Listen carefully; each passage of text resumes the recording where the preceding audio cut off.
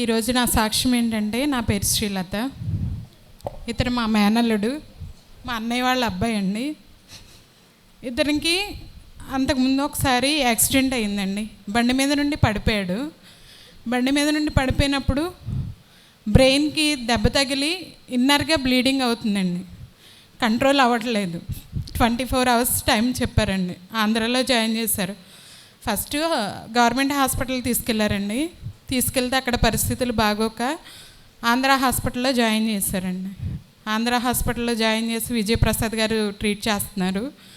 ఆయన చాలా బాగా చూస్తారు, కానీ 24 hours టైం చెప్పారండి. మా అన్నయ్యకి ఒక పాప, ఒక బాబు అండి.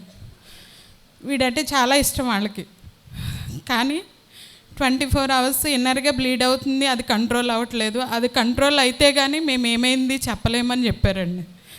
మేమందరం బయట ఉన్నాం, కానీ మేము ఏం చేయలేని స్థితిలో ఉన్నాం. మమ్మల్ని ఎవరో లోనికి వెళ్ళనివ్వట్లేదండి. ఐసీలో ఉన్నాడు. వీడేం చూస్తే చిన్నపిల్లాడు. వాడికి దేవా బ్లీడింగ్ ఆగట్లేదు, వాడికి ఇన్నర్గా బ్లీడ్ అవుతుంది. ఎవరేం చెప్పినా ఏం చేసే పరిస్థితిలో లేరు. డాక్టర్స్ కూడా 24 hours చెప్పారని అప్పుడు ఫాదర్ గారికి ఫోన్ చేశారండి. ఫాదర్ గారికి ఫోన్ చేస్తే ఫాదరు, అమ్మ ఏమవదు, మీరేమీ బాధపడద్దు, ప్రార్థన చేస్తాను, ప్రార్థనలో పెడతాను, ఆ బాబుకి ఏమవద్దు, మీరు ప్రార్థన చేసుకోండి అమ్మా అని ఫోన్లోనే ప్రార్థన చేశారండి. బాబుకి ఇవ్వడానికి ఏమో బాబు ఐసీయూలో ఉన్నాడు. మా దగ్గరే ప్రార్థన చేశారు ఫాదరు. దేవా నీ చిత్తాను నీ చేతులకు అప్పగించుకుంటున్నాను, నేను ఆ బాబుకి బాగైతే సాక్ష్యం చెప్పుకుంటాను, నీ సాక్షిగా మేము నిలుస్తాము అనేసి అనుకున్నానండి. ఇప్పుడు ఈ బిడ్డ ఇంత ఆనందంగా ఇంత హ్యాపీగా ఉన్నాడు అంటే అది దేవుని కృప. ఆత్మీయంగా మమ్మల్ని బలపరిచిన మన ఫాదర్ గారిదండి.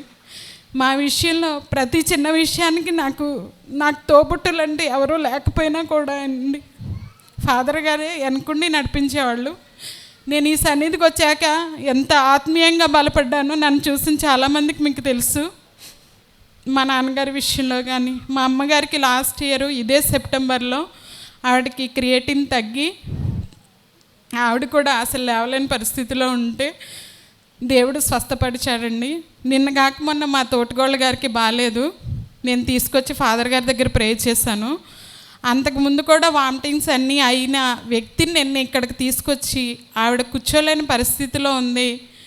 దేవా ఏంటి ఈరోజు అయినా ఆవిడని స్వస్థపరచు అని నేను అడిగానండి.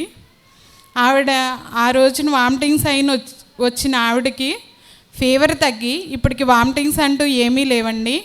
ఈ సన్నిధికి వచ్చాక చాలా దృఢంగా నిలబడగలిగింది.